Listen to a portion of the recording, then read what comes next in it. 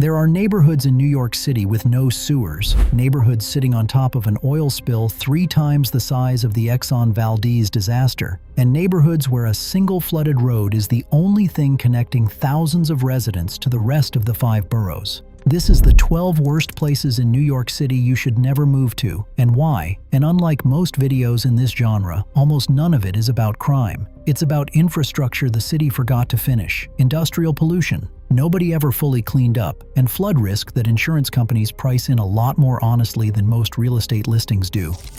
We've got a landfill so massive it was once visible from space, a peninsula connected to the rest of the city by exactly 1 road, and a Brooklyn waterfront neighborhood sitting on top of an environmental disaster most of its own residents have probably never heard of. If you're apartment hunting anywhere in the 5 boroughs right now, this is the video that tells you what the listing photos conveniently leave out. Let's get into it.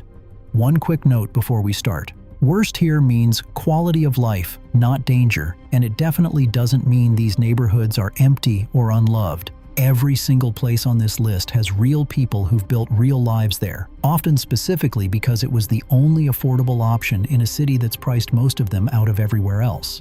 What we're breaking down is the specific documented reason each place is genuinely harder to live in than its neighbors, whether that's environmental, logistical, or just the physical reality of where the water goes when it rains. None of this is a judgment on anyone who lives in these neighborhoods now, has lived there for decades, or is proudly raising a family there. It's a look at what the city itself, through its own reports and its own maps, admits is still unresolved. A few of these problems, to be fair, are actively being worked on right now, with real money and real timelines attached. Others have been sitting exactly where they are for decades with no fix in sight. And knowing the difference matters if you're actually trying to figure out where these 12 entries stand today versus where they might realistically be 5 or 10 years from now. Number 12. Rossville and Woodrow, Staten Island. These 2 neighborhoods sit on the far south shore of Staten Island, and if you don't own a car here, you're signing up for one of the longest commutes anywhere in the 5 boroughs. There's no subway on this side of the island at all, and the nearest express bus routes into Manhattan can run well over 90 minutes each way depending on traffic on the Staten Island Expressway. Rossville is also home to the Rossville Boat Graveyard, a genuinely eerie stretch of shoreline where dozens of abandoned ships have been slowly rotting into the water for decades, which tells you something about how far this corner of the city sits from anyone's priority list for cleanup or redevelopment. It's quiet, it's residential, and it is about as disconnected from the rest of New York City as you can get, while technically still living inside it. Residents here often describe owning a car as less of a lifestyle choice and more of a basic requirement for functioning day to day, since even grocery runs and doctor's appointments can mean a drive rather than a walk, a reality that sets this corner of Staten Island apart from almost anywhere else in a city built around public transit. Staten Island as a whole has campaigned for decades for better rail or subway connections to the rest of the city, and proposals for extending service down toward the South Shore have come and gone for generations without ever actually breaking ground, leaving neighborhoods like Rossville exactly as car-dependent today as they were 50 years ago. Number 11. Throgs Neck and Locust Point, Bronx. This peninsula juts out into the East River at the very edge of the Bronx, anchored by the Throgs Neck Bridge, and it shares Rossville's core problem. There's no subway line anywhere near it. Residents rely entirely on bus routes that connect to the 6 trains several miles away, turning what should be a short trip into Manhattan into a genuine ordeal, especially during anything resembling rush hour traffic on the bridge approaches. The neighborhood is quiet and largely residential, with some genuinely beautiful waterfront views of the Long Island Sound. But that isolation cuts both ways. Emergency services, grocery delivery, and basic city responsiveness all take longer to reach a peninsula this disconnected from the rest of the borough's infrastructure. It's the kind of neighborhood that looks perfectly pleasant on a map and then reveals its real character the first time you actually try to get anywhere else in the city without a car during evening rush hour.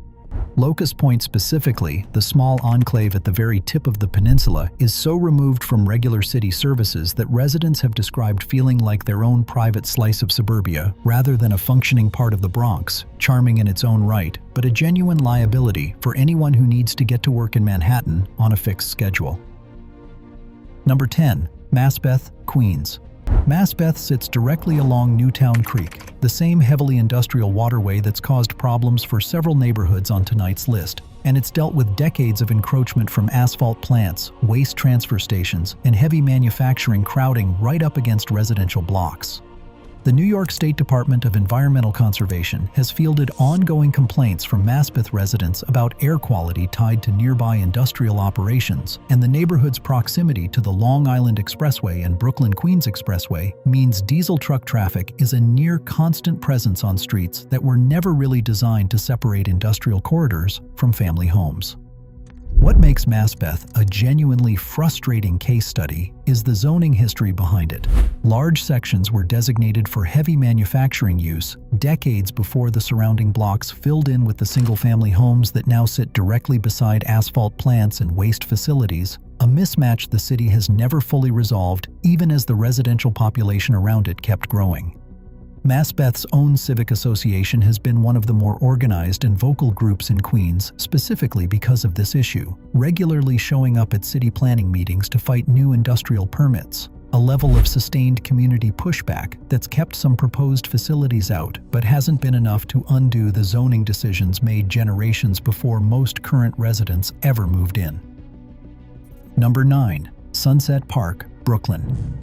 Sunset Park sits beneath the elevated Gowanus Expressway, one of the busiest and most heavily trafficked highway corridors in the entire city, and the neighborhood has spent decades dealing with the consequences of living directly underneath it. Community health surveys have repeatedly flagged elevated asthma rates in the blocks closest to the expressway, a pattern researchers consistently tie to concentrated vehicle and truck emissions in neighborhoods stuck directly beneath elevated highway infrastructure. The Gowanus Expressway itself was built in the late 1930s and early 1940s under Robert Moses, cutting directly through what had been a thriving retail corridor along 3rd Avenue, and the elevated structure has cast literal shade and noise over these blocks for over 80 years now, an infrastructure decision made decades before anyone was tracking the long-term public health consequences of building a highway directly over a residential neighborhood. Sunset Park's waterfront also carries a heavy industrial legacy, with active shipping terminals and warehouse districts running along the harbor, meaning the same working waterfront that provides real jobs for the neighborhood is also part of what keeps its air quality among the more contested in Brooklyn. Community groups here have spent years pushing the city and state for cleaner truck routes and expanded green space specifically to offset the highway's impact. And while some of that advocacy has produced real changes, the fundamental fact of an elevated 6-lane expressway running directly overhead hasn't gone anywhere. Number 8. Port Morris, Bronx. Port Morris anchors what public health researchers and residents alike have nicknamed Asthma Alley, a stretch of the South Bronx that hosts one of the highest concentrations of waste transfer stations anywhere in the entire city. A disproportionate share of New York's commercial garbage gets trucked through these exact streets on its way to processing facilities, meaning residents deal with a constant stream of diesel exhaust from waste haulers on top of emissions from the major Deegan and Bruckner expressways that also cut directly through the neighborhood. The South Bronx overall reports some of the highest childhood asthma hospitalization rates in the entire country, and Port Morris sits at the center of exactly the kind of concentrated industrial truck traffic public health researchers point to as the driving cause. Local advocacy groups have spent years pushing the city to cap or redistribute the number of waste facilities permitted in this small stretch of the borough, arguing that a handful of South Bronx zip codes have absorbed a share of the city's garbage processing wildly disproportionate to their size, a pattern environmental justice researchers have documented here for decades without a full resolution yet in sight. Port Morris is also, somewhat ironically, seeing a wave of new luxury waterfront development along its Harlem River edge, meaning the neighborhood is currently experiencing the exact same split identity, showing up elsewhere on this list. New high-end apartments going up within sight of the same waste transfer stations that have defined the area's reputation for decades. If you've ever wondered why your rent seemed suspiciously low in a specific part of the city, this is usually the reason. If you're finding this useful, subscribe now, because we've still got a landfill, an oil spill, and a neighborhood with no sewers left to cover. Let's keep going. Number 7. Starrett City and Spring Creek, Brooklyn. This corner of Far East Brooklyn, right on the Queens border, sits close to the old Fountain Avenue landfill, a decommissioned dump that operated for decades before being capped and designated for federal environmental oversight. Starrett City itself is one of the largest federally subsidized housing developments in the entire country, originally built specifically because the land here was considered too undesirable for more conventional development at the time. The neighborhood remains genuinely isolated, bordered by landfill land, marshland, and highway infrastructure on nearly every side, with limited transit options connecting it to the rest of Brooklyn and a built environment that residents describe as feeling more like an island than a neighborhood. Starrett City's own towers, ironically, are widely regarded as some of the best managed and most stable subsidized housing in the entire city, a genuine success story sitting on some of the least desirable land Brooklyn had left to build on when the development went up in the 1970s. That contrast, a genuinely well-run housing complex built on top of some of the borough's most compromised real estate, makes Starrett City one of the more counterintuitive entries on this entire list. The housing itself works. It's everything surrounding it that makes the location such a persistent challenge. Number 6. Travis, Staten Island. Travis sits directly alongside what used to be Fresh Kills, the largest landfill on the entire planet at its peak. A facility so massive it was reportedly visible from space and briefly became the single largest man-made structure in the world before its closure in 2001. The landfill has since been converted into Fresh Kills Park, an ambitious multi-decade project to turn the site into parkland nearly 3 times the size of Central Park.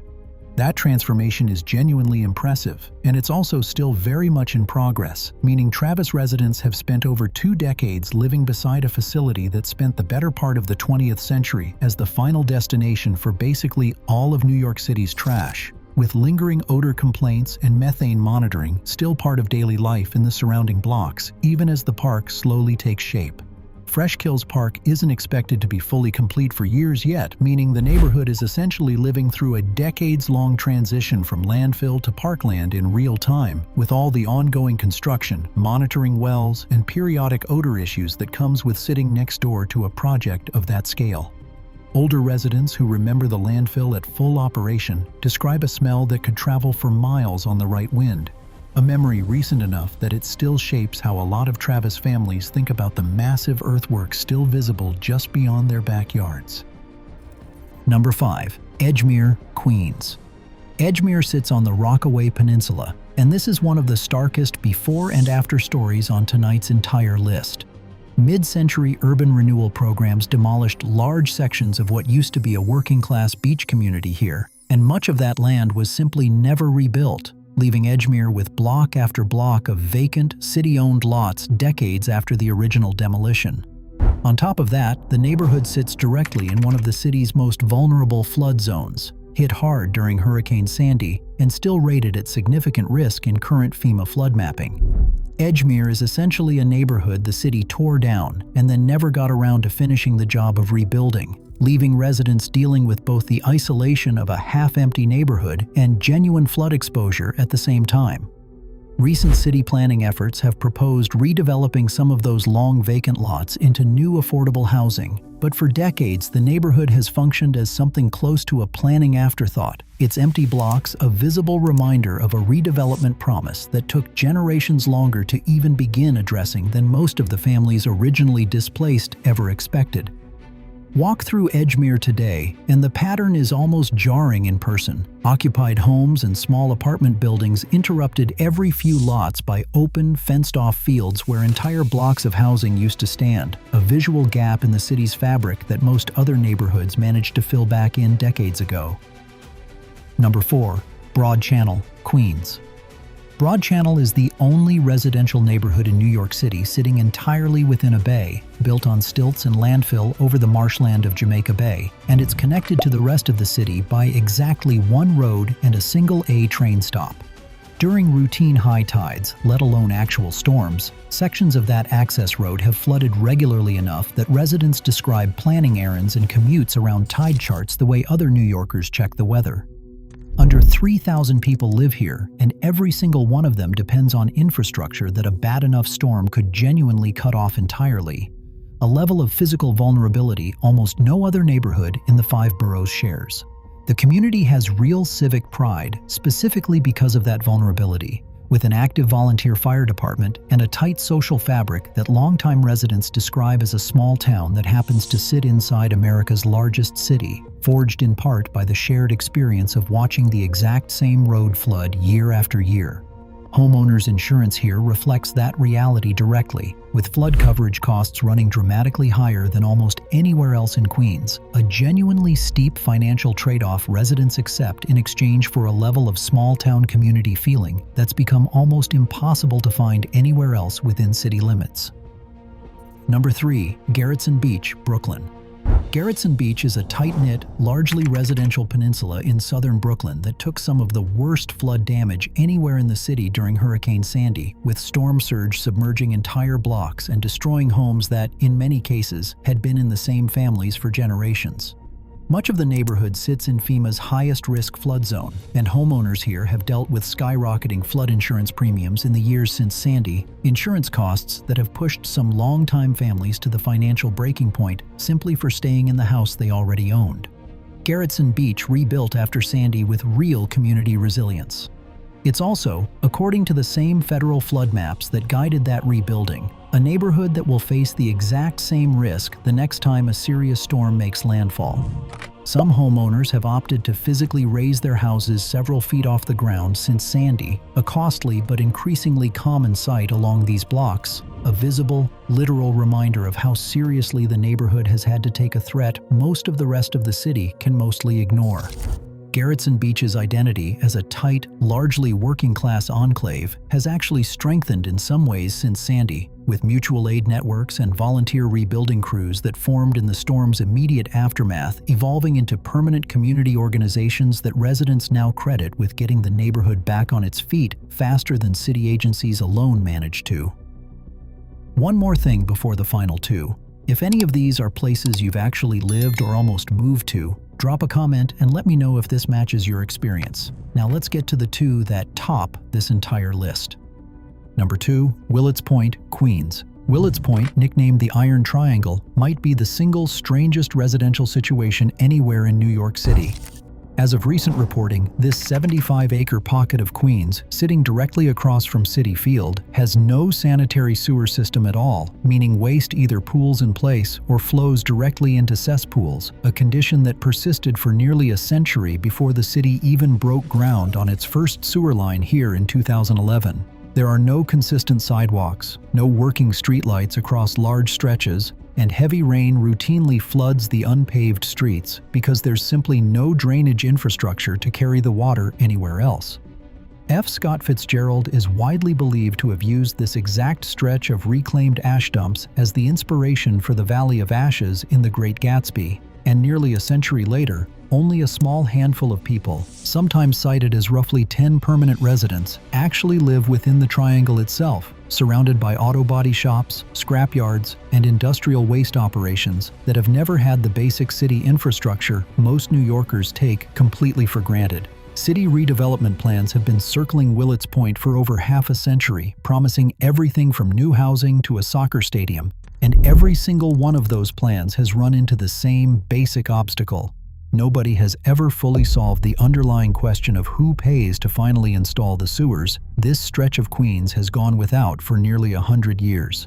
The current plan, which calls for a new Major League Soccer stadium and thousands of housing units by the end of the decade, is further along than any previous attempt, backed by real funding commitments rather than just renderings. Though longtime observers of the neighborhood's redevelopment saga have learned to treat every new proposal here with a healthy amount of skepticism until the actual sewers are in the ground. Number 1. Greenpoint, Brooklyn. Greenpoint tops this list because underneath its trendy waterfront bars, its converted warehouse apartments, and its $4,000 a month rentals sits one of the largest oil spills in the history of the United States. Between 1950 and 1978, ExxonMobil and other refiners operating along Newtown Creek leaked somewhere between 17 and 30 million gallons of oil into the ground beneath Greenpoint, a spill the EPA has confirmed was at least 50% larger than the 1989 Exxon Valdez disaster in Alaska, and by some estimates close to 3 times its size. The spill sat almost completely unaddressed for decades until a Coast Guard patrol spotted an oil slick on the creek's surface in 1978, and cleanup efforts didn't seriously begin until 1990. Newtown Creek was finally designated a federal Superfund site in 2010, and as of recent reporting, only a portion of the original spill has ever actually been recovered, with contamination still detectable in soil vapor tests decades after the leak was first discovered. Developers have built luxury high-rise towers directly along this same stretch of waterfront in the years since, marketing water views over one of the most contaminated industrial sites in the entire country to renters who, in a lot of cases, have no idea what's still sitting in the ground a few feet beneath their building's foundation. The Newtown Creek Alliance, a local nonprofit that's monitored the cleanup for years, has been blunt about the timeline involved, noting that meaningful remediation at the current pace could still take decades more, meaning the neighborhood's transformation into one of Brooklyn's most sought-after waterfront addresses is unfolding almost entirely in parallel with, rather than after, the cleanup of one of the largest environmental disasters in American history. So there's your list, and if you noticed a pattern, it's that almost none of this is about the people living in these neighborhoods at all. It's about a landfill nobody finished cleaning up, a spill nobody fully recovered, a sewer system nobody ever installed, and flood maps that insurance companies take a lot more seriously than most apartment listings do. Every single one of these 12 places has genuinely tight, resilient communities living inside conditions most of the rest of the city would never tolerate, often because it was the only place left in New York they could actually afford. That's really the through line connecting all 12 entries tonight. Whether it's a landfill, an oil spill, or a single flood-prone road, the same affordability crisis pushing people toward these neighborhoods in the first place is also exactly why so many of these underlying problems never got fully fixed, because the people most affected by them have historically had the least power to demand the city fix them faster. That's a heavier note to end a countdown video on than most, but it's the honest one. And it's the actual reason this particular list looks so different from every other neighborhood ranking you've probably seen before it. If this video changed how you think about a neighborhood you were considering, subscribe, because I break down the real infrastructure story behind New York's neighborhoods every single week. And drop a comment telling me if you've ever lived near one of these 12 and whether the reality matched what I just described. I'll see you in the next one.